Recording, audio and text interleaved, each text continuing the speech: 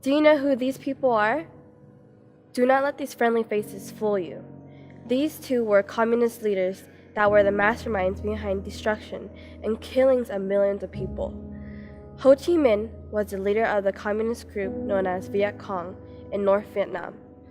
During the 1960s and 70s, the U.S. involvement with the fight against the Viet Cong was considered an unpopular war by many Americans. The Northern Vietnamese Army was calculated to have killed an estimate of 7.5 million people. During the same time period, Pol Pot led the communist group known as Khmer Rouge in Cambodia.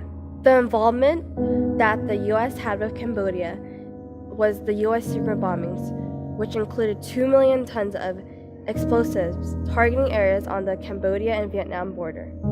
The U.S. goal was to bomb the bases of the Viet Cong and their supply trail. But this resulted in 2 deaths of innocent civilians. This included men, women, and children. We couldn't understand why there were so many civilian casualties in this war. Why were they hitting all these civilians in villages? It was every nightmare of how you fight a war. From 1969 to 1973, more than 500,000 Cambodians died. By 1974, the bombing had disrupted the nation's agricultural system and a famine ensued. Over 2 million refugees poured into overcrowded cities. American policy in those years towards Cambodia helped create the conditions, perhaps the only conditions, in which the Khmer Rouge came to power. Both communist parties killed anyone who posed a threat to their power. Anyone who displayed intelligence such as government workers, teachers, monks, etc. were easily killed. Even if someone looked smart, they were killed.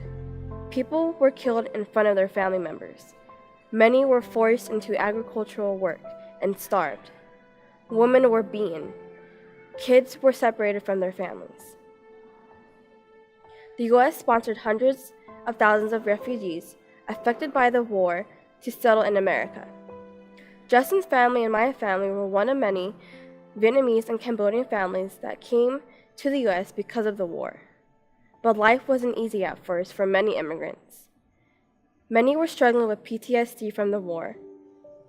There was language barriers which made it harder to get good jobs.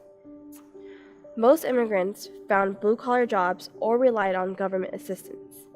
Immigrant families had little or no money, so they had to stay in neighborhoods of poverty, making them susceptible to crime, gangs, and racism.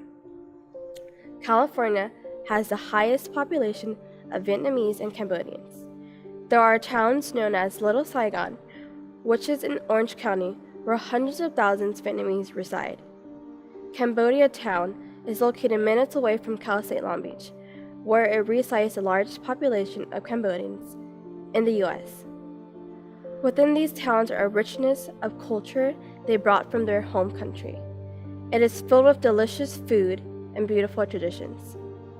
But sadly, in today's generation, many immigrants that escaped their homeland that was once filled with bloodshed and genocide are faced with the issue of deportation. It is unsurprising that President Trump's campaign to get rid of criminals in the U.S. and reinforce stricter immigration policies. Vietnamese and Cambodians who were convicted of a crime, whether it was old or recent, minor or serious, are being detained by the Immigration and Customs Enforcement and deported. Many detainees have been in America almost their whole lives and started their own families. Like this Vietnamese mother of 4, was convicted of drug possessions, now faces being away from her kids forever.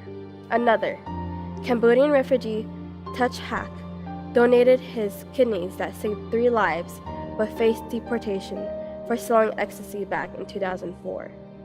They know nothing about their home country and are stripped away from their loved ones. Despite already serving their time for their mistakes, refugees that established legal residency still face deportation. How can we solve this issue?